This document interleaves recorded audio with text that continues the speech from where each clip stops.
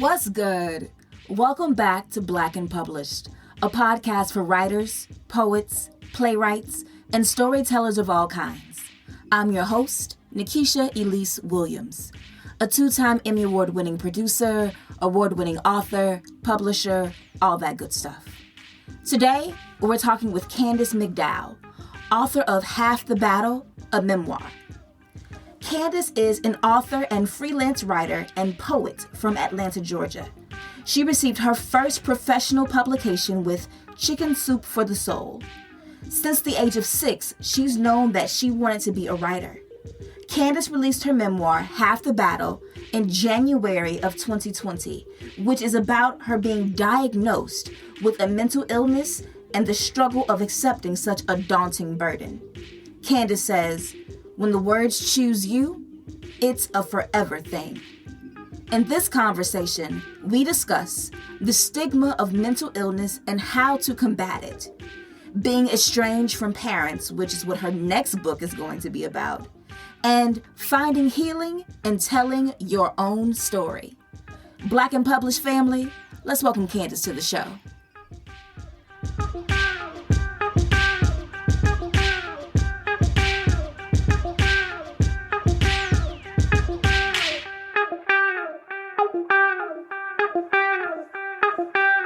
All right, well, Candis, first of all, thank you for joining me today on Black and Published. Super excited to have you here. Thank you for having me. I'm excited as well. No problem. So I always like to start off the show and ask my guests this question. When did you first know that you were a writer? I think I was about 6 years old. As soon as I learned to read and write, I was locked in. I love books, and I just gravitated towards it. And my mom saw it early on, so I was like the kid that wanted to go to the library every day. So she would take me, and I would get about 4 or 5 books every time. And then I started signing up for the little summer programs and the incentives that they had, and I just started writing anything and everything that I could. I started writing short stories then when I was 6 years old. And I can remember my mom even telling me for Valentine's Day cards and all of the little cards that you write as a kid. She was like, my cards were never the simple "I love you, Mom" cards. It's "Thank you for raising me and taking care of me." It was never anything simple. So definitely at age 6, that's when I knew I definitely wanted to write and be an author. Cool. And so then what was your journey to making that happen, since knowing so young what you wanted to do with your life? The journey, it actually veered off a lot. I still always had a love for it throughout school, and it would show up in all of my classes and things like that. I always loved English class, literature. I love art class, and things of that nature. Even in high school, I was on the school newspaper, and in college, I still went to school for it. I did mass communications in college, and I was on the college newspaper staff as well.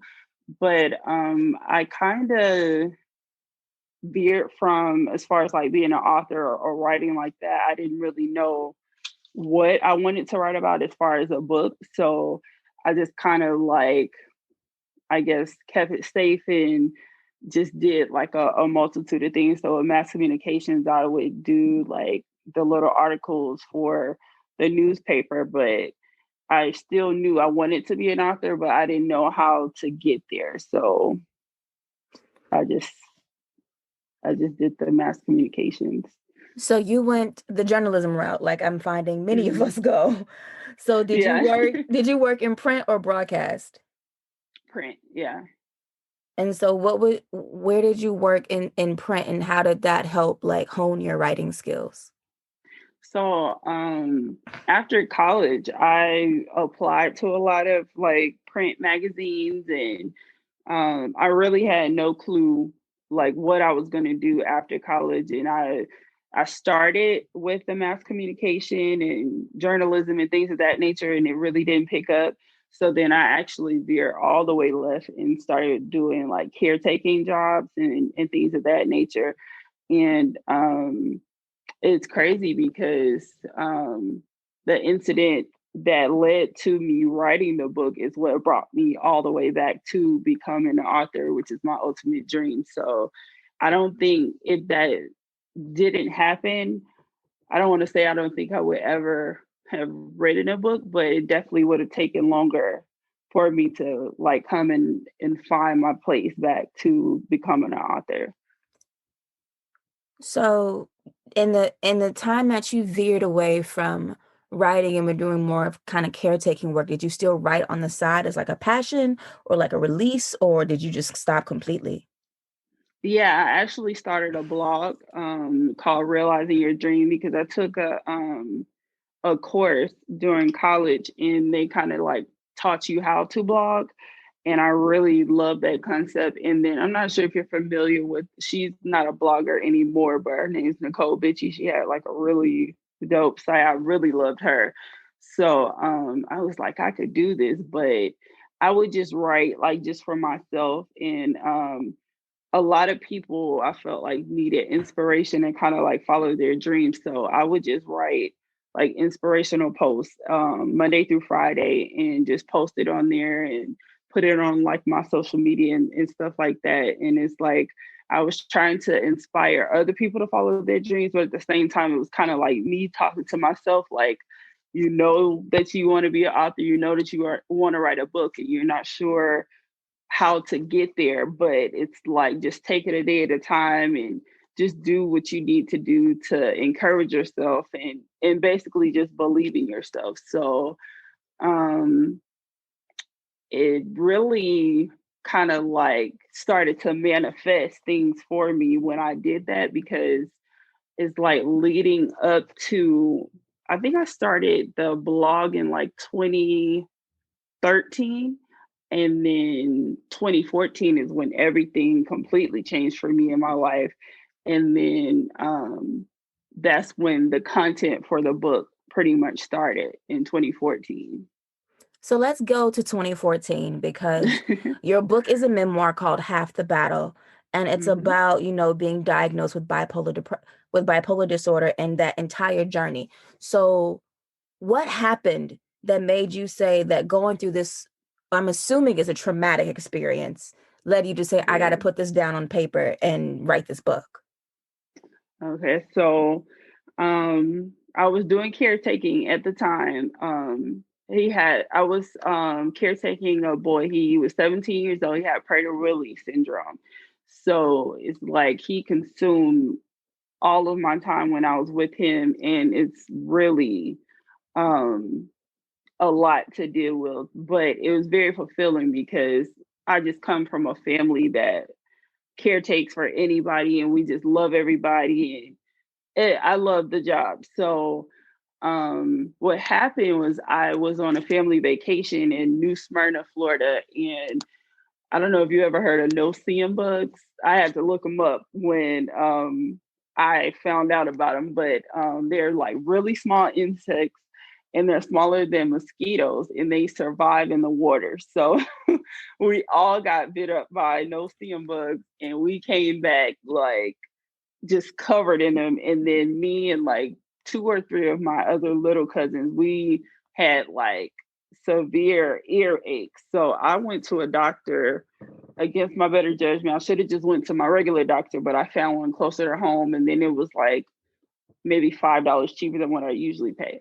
So I went to her and she prescribed me a high dosage of steroids to get rid of the bites because they were everywhere. So it would have been like a quick fix for the pain and all of that to go away.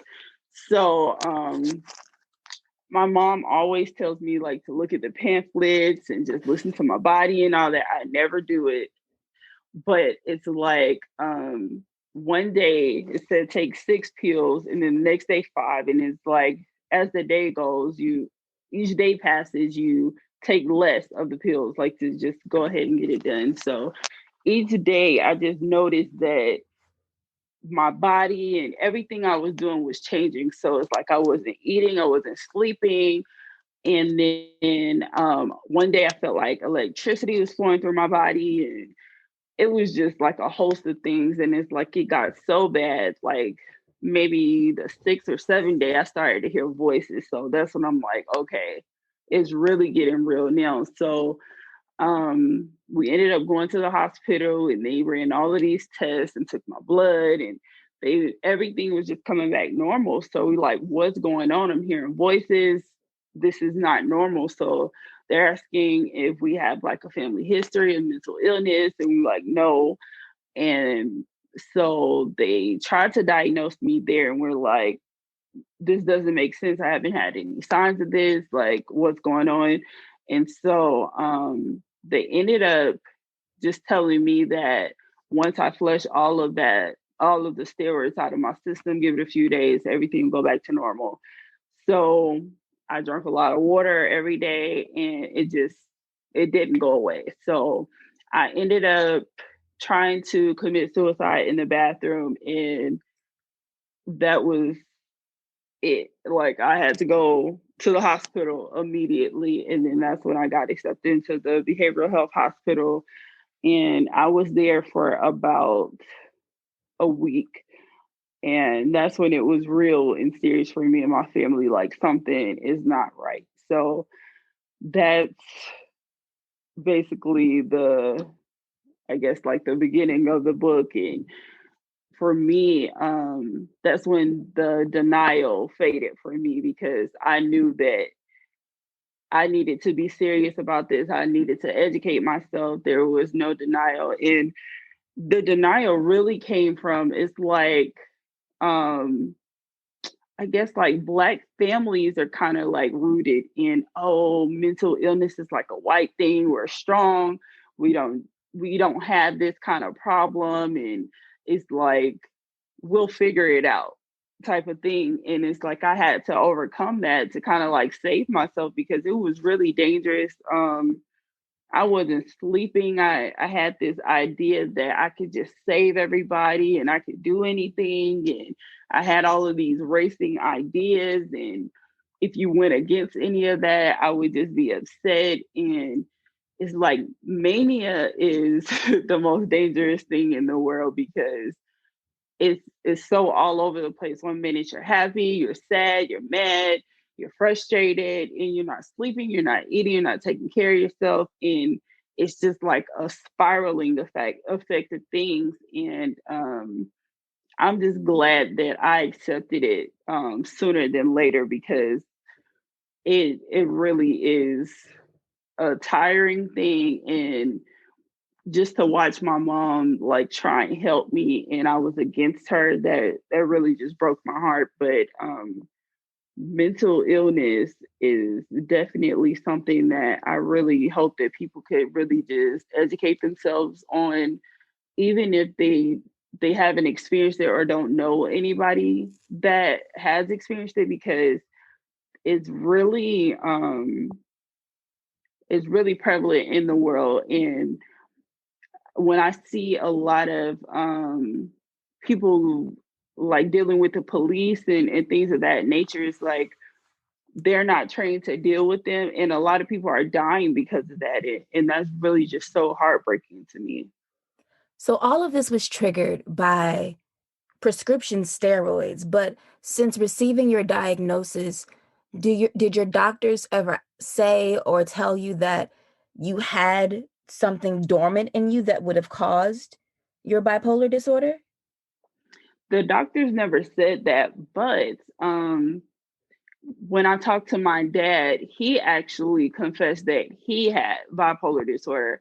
And that really that oh my God, that really just threw me for a loop, because I had talked to him when they first diagnosed me, and he was just like acting dumbfounded about it. And when I called him the second time, he still wouldn't talk to me. He talked to my mom and admitted to her. So he basically was saying that I never wanted to pass anything on to my child. And it's like, if you knew that, why wouldn't you make me aware of that. So he's had it for some time now, and he doesn't accept it. He hasn't accepted it, and he's been in and out of jail and on drugs, and he's like self-medicating. So it's like for him, he deals with it in his own way. So me finding out that he had it, that really could have helped me ahead of time to know in some form or fashion. So it sounds like he was embarrassed to have it, and then to know that he was giving it to you, that he even became more ashamed. Yeah, definitely. So did knowing his mental health history and how he was trying, and I guess still trying to cope with it, did that help you accept your diagnosis earlier? No, because I had already accepted it before he told me. And I never had shame. It was like once I accepted it, it was more about me just taking care of myself. And when he told me, it was more about confirmation. It's like, okay, I know the origins of it now, because it really didn't make sense to me in the beginning. It's like, how do I have this and other people in my family don't? Like, where is it coming from? So with him telling me, it made more sense. So it's like I could accept it. Well, I had already accepted it. And then when he told me, it's like, okay, I understand it now. And so you talk about, the mania of it. And then, with bipolar, it's also the mania. And then it's also like those deep and debilitating depressions. Mm-hmm. And that was the catalyst for you to write your memoir. So how did you find your way between the mania and the depression, and finding a balance back to writing and really getting the story out in a way to advocate for people to speak out about their mental health? It was a journey. It took me 6 years to actually write and get the book out, because I was diagnosed August of 2014, and the book just came out last year, last January. So what I ended up doing was just like to take the pressure off, was gave myself a 2 page a day quota. And some days I would write 2 pages, some days I would write more, and then some days I wouldn't write at all. Like it just depended on my mood and if I was inspired or I felt moved to do it. And it's like a lot of the times I was still living through all of that. So it was hard to write a lot of it, just because it's like I was depressed a lot of it, because my entire life just had to change completely. I had to quit my job, and I was completely dependent on my mom for everything, for my bills, for just everything. And I hated that. And I just felt like a kid all over again, just starting over. And we had to figure out the right medicine for me to take. Excuse me. And that took a long time to figure out, because your body doesn't agree with the medicine, and then there are side effects. And it took me almost 2 months to find the right medicine. And that definitely was a journey in itself. And with me, I'm a very private person. So I don't really have a lot of friends, and I keep to myself. So the people that did know is like, I really still didn't reach out. I had my best friend at the time, like she would check up on me every day.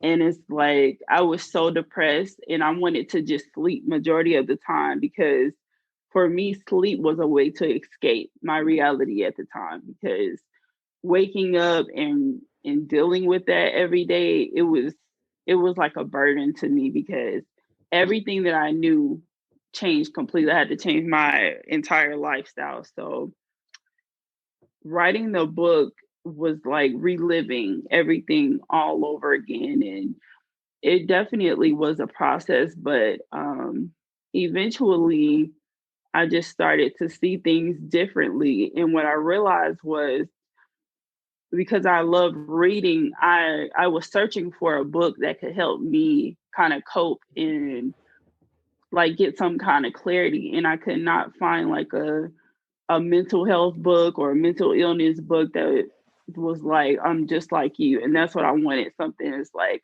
it's going to be okay. So that's when I was like, this is the book that I've been waiting to write. Let me tell my story so somebody else can see that it's not the end of the world. It's definitely a journey. It's definitely hard, but you can overcome this. So that's why I was like, I have to write this book. I have to tell the truth that it's not pretty. There's a lot going on in this book. And I just want to just inspire people and let them know you can overcome this. Just because you have a mental illness is not the end of the world. And you can still live a beautiful life in spite of it. And so you wrote the book that you needed for yourself in that time. Absolutely. All right. I'm going to have you read from Half the Battle. I'm going to tee it up with the description and then you can take it away. So, Okay. Half the Battle is about Candis's journey of being diagnosed with bipolar disorder after taking a prescribed high dose of steroids. Read along as Candis fights through a psychotic break, denial, and eventual acceptance as her entire lifestyle changes rapidly. 3 failed suicide attempts, a bad breakup, and 2 stays at a behavioral health center bring everything to the forefront. Ultimately, Candis finds strength from within beyond anything she'd ever imagined. Go ahead. Chapter 1, the transition. I've been taking this prednisone, 6 pills the first 3 days, 4 for 3 days, 2. You get the point. Throughout this week, I haven't been feeling like myself. I feel loopy, spacey, and it feels like bolts of electricity are flowing through my body. Coffee and green tea from Panera Bread only make it worse. My heart seems to be beating faster, a lot faster than normal. Racing thoughts begin to consume me. I'm also starting to worry more, all while I'm continuing my day to day routine, gym in the morning, posting on my blog for the day, and working. I work as a caretaker slash companion for a teenage boy named Grant who suffers with Prader-Willi syndrome. Though it can be very challenging at times, I love my job and more importantly, I love Grant. This job requires me to always stay on my toes, so the sudden burden of adrenaline, or so I thought, wasn't a big deal to me. I thought nothing of it, just felt like I was transitioning, especially since I've had my eye on this job that I was sure was mine. You couldn't tell me this job wasn't perfectly sculpted for me. I found out about it via my friend Erica, who had told me about another job. I just so happened to stumble upon the job of my dreams while doing so. And ever since I've applied, I visited the site religiously to see if there were any updates. This wasn't your ordinary job. It was a mass communications job for which I majored in college. The starting salary was nice, located in downtown Decatur, and it was just the break I've been searching for. I even printed out my application and wrote the letters mine with the help of a bold red Sharpie. I even got ahead of myself, making plans to rent a corporate apartment in downtown Decatur, as well as get my dream car, a Kia Soul, on which I wanted my cousin Fred to do a custom paint job of gold once I got it. Needless to say, my no-see bites began to diminish and my skin got clear by the day. I didn't think anything of it, even though my thoughts were still racing.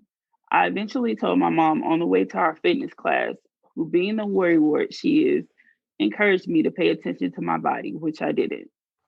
I don't feel right. What's going on? She asked, concerned. I feel like volts of electricity are running through my body. Are you taking that medicine correctly? She asked, glancing at me while driving. Yes, Mom, I say with a deep sigh and an eye roll. You worry too much. It's not that serious. Are you sure? Yes, I'm just excited about this new job I applied for. Okay, hopefully this workout will take care of that and you can get all that energy out your system. A few days later, I had a follow up appointment with an ear specialist. He said my ear was fine and he didn't understand why my doctor has prescribed such a strong steroid. He said if it were him, he wouldn't give me something. He would give me something less harsh. But he quickly changed the subject because you know doctors like to protect each other.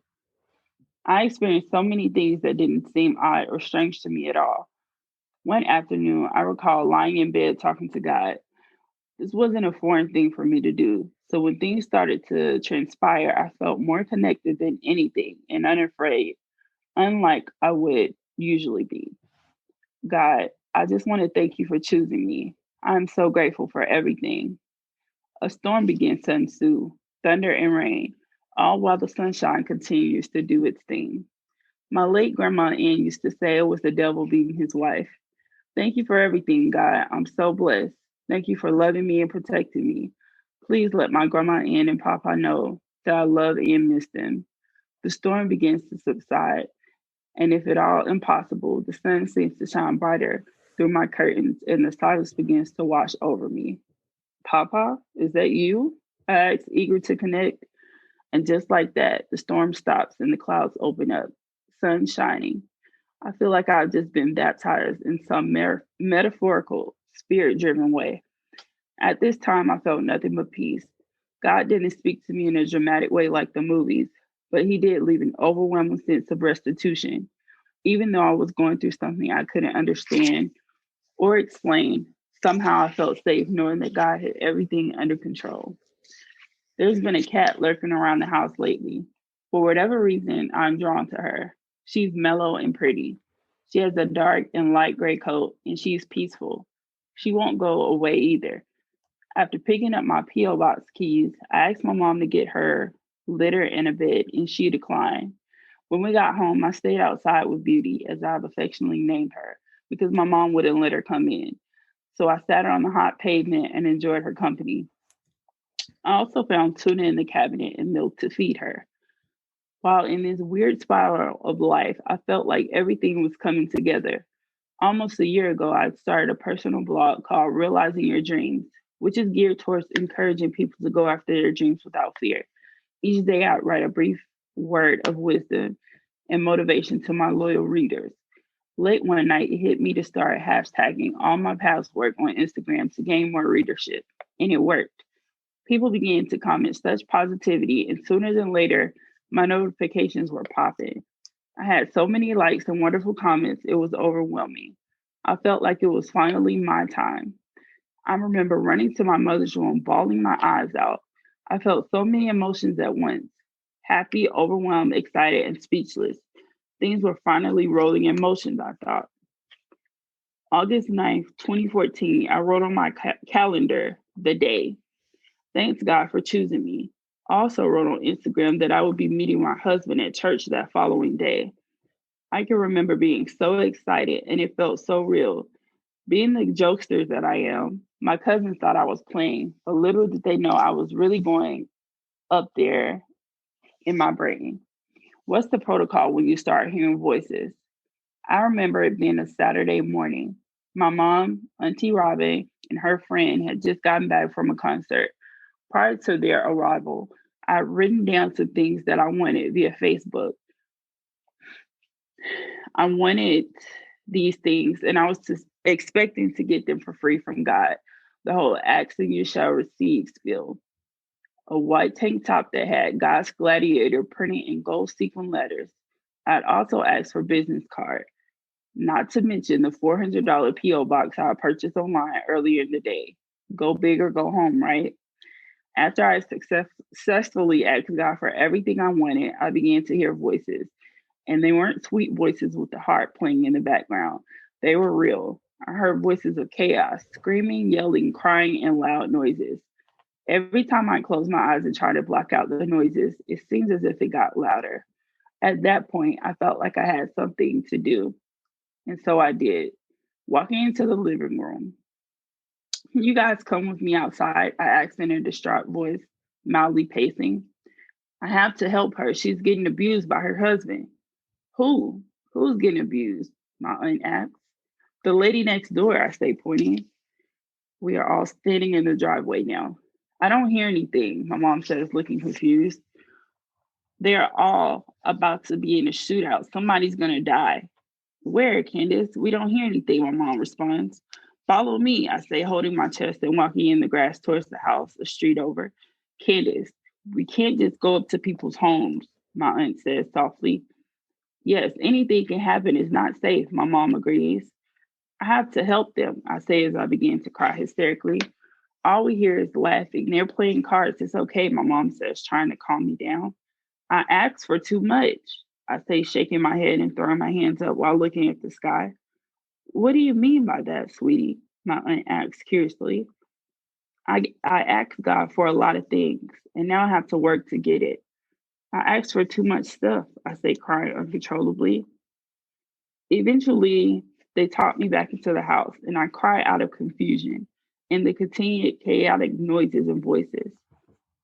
I don't know what's going on, but you need to read your Bible. God will send you out of the lion den sometimes, but not like this, my aunt says, hugging me and rubbing my back. A few moments later, while sitting in the garage with my mom, my auntie Cheryl comes out for her usual smoke session. I start to cry again. I just don't know what to do. I don't know what's going on right now, I say, sobbing, my face in my hands.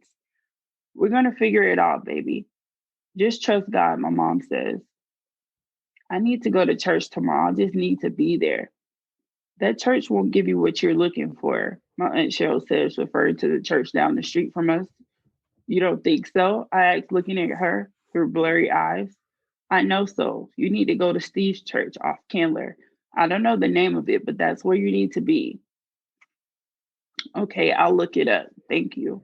I'm going to go lay down, I say, standing up to leave, feeling a sense of relief and hope. Do you want me to stay in your room until you fall asleep? My mom asks. Yes. The next morning, I gather my family and we go to the church. I told my auntie Cheryl I was going to meet my husband, Nasheed. Funny enough, I couldn't muster that sentence together from my mother, once or at all. We went to church.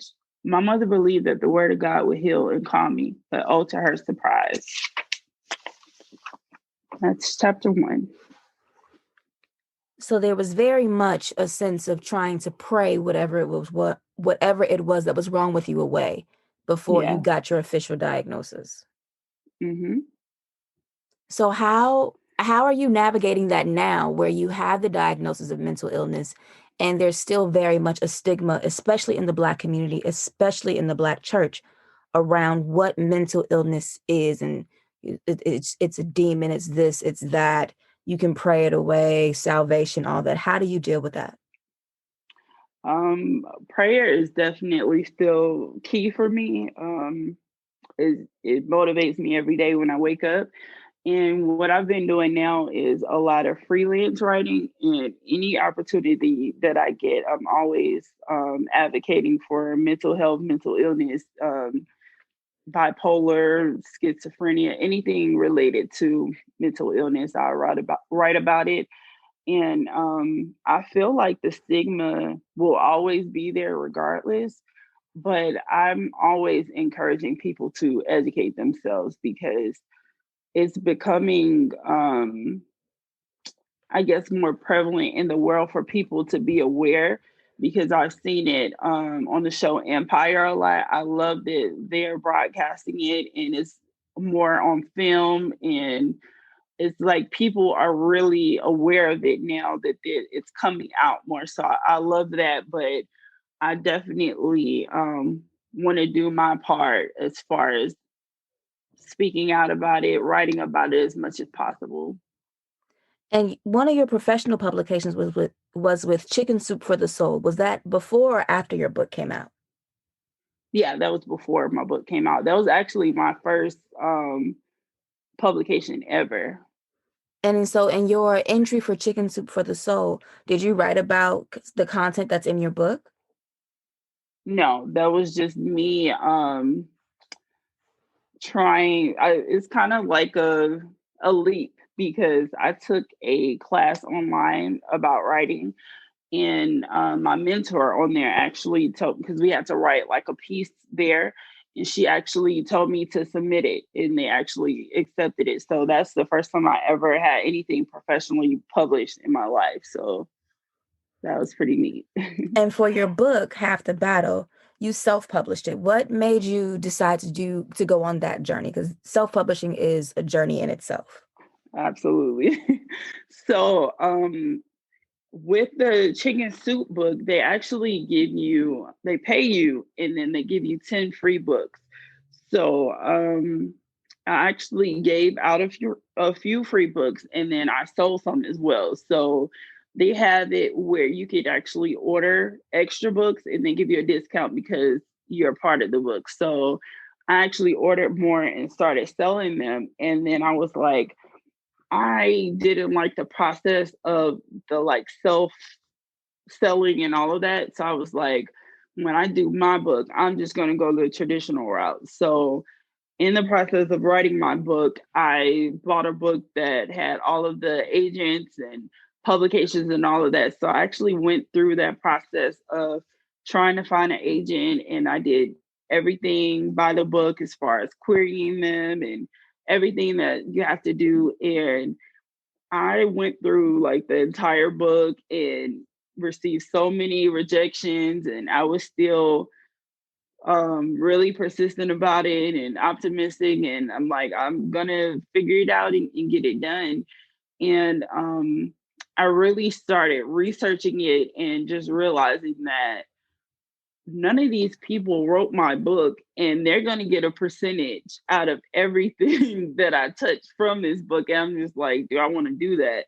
So I actually stopped of like reaching out to any agents or publications, and I was like, I don't know what I'm going to do. And I went to this church down the street from me, and I talked to the pastor, and it wasn't about the book or anything, and he was just asking me he asked me what did I do, and I told him I did freelance writing. And he asked me what did I think I could contribute to the church, and I didn't have an answer for him. So my aunt was there with me, and she told him that I had written a book, and we just started talking about it. And he said, I have somebody for you. So he showed me his book that he self-published, and I loved it. And he gave me the lady's number, and everything just fell completely into place. And when stuff like that happens, is I always feel like it's from God. Like, she helped me with everything, and it was like a trusting from the very beginning. I didn't feel like she was trying to get over on me or take advantage of the fact that I had no clue what I was doing, and everything just fell into place as far as her editing it and collaborating with me with the layout of the cover and everything. So it just made sense for me to self-publish after that. It all just lined up. Have you embraced being a self-published or independent author? Definitely. And what was the biggest lesson that you learned in your journey of trying to go the traditional route and then, being put into the right place and position through a pastor and a minister to get your book out? I think the biggest lesson is that nothing is in vain. I feel like when something is for you, it's all going to come together in its perfect timing. So with me just taking a step back and just letting things happen, I feel like that was the best thing for me to do. And I just feel like nothing is in vain. So how do you see your future as a writer with this first book out and you're doing more freelancing now? Are you still caretaking? Is writing just like your side hustle? Like what's next for you? Definitely no more caretaking. I definitely writing is all I've ever wanted to do. So that's what I see in the future. I'm actually about to start on my next book. It's going to be about me and my dad's relationship. I don't have a title for it or anything like that, but that's definitely what's to come. I'm still doing the freelance writing right now. So if anybody wants to check that out, it'll be on my website. I post all of my articles on there. It's CandisYMcDow.com. And yeah, that's it for right now. My next book is in the process of being written. All right, so I want to do a quick speed round before we get off for the day.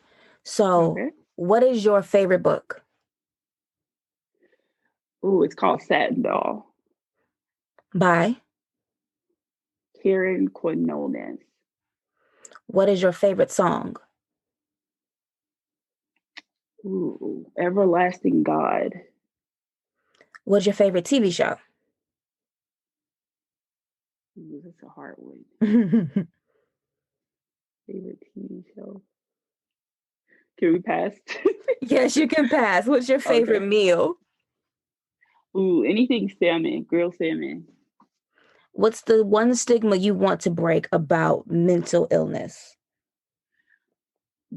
Okay, the biggest stigma that we're like slow and dumb and insufficient because that's the polar opposite of what we are. Do you sympathize with Kanye West, who is famously bipolar? I do. Why? I feel like he's misunderstood. I understand where he's coming from, and a lot of things that he does is really outlandish, but there's a part of me that understands it. Because you've lived it. Absolutely, yeah. What's the one thing you love about living in the ATL? The underdog mentality. It's like you can try and count us out, but we're always going to prevail. What's the one thing you hate about living in the ATL? Everybody wants to live here. Everybody comes here. And if you could have any superpower, what would it be?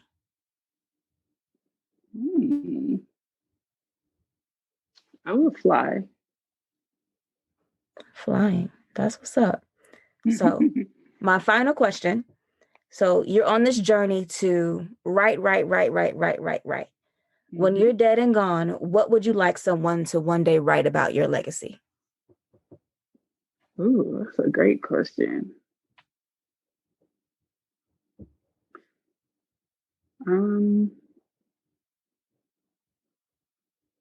I just want people to say that I was honest. That's it. That's a great answer. Honesty is always the best policy. No, I mean, it is. A lot of people lie. But Candis, thank you so much for joining me today on Black and Published. Thank you. I truly appreciate it. I appreciate you. Thank you for having me. No problem. Big shout out to Candis for being here on Black and Published today. Make sure you check out Candis's memoir, Half the Battle. And if you're not following Candis on the socials, please follow her. She's at Candis the Great on Twitter and Candis the Writer on IG. And that's Candis, spelled Candis. That's our show for the week. If you like this episode and want more Black and Published, go ahead and hit that subscribe button on your podcast platform of choice. While you're there, leave us a comment, a rating, a review. Let us know who you'd like to have on the show next. You can also follow Black and Published at Black and Published on Instagram and Twitter. That's at BLK and Published. And to keep up with me, head to newrights.com, NEWWRITES.com. Or you can follow me on Twitter and Instagram. I'm at Nikisha_Elise.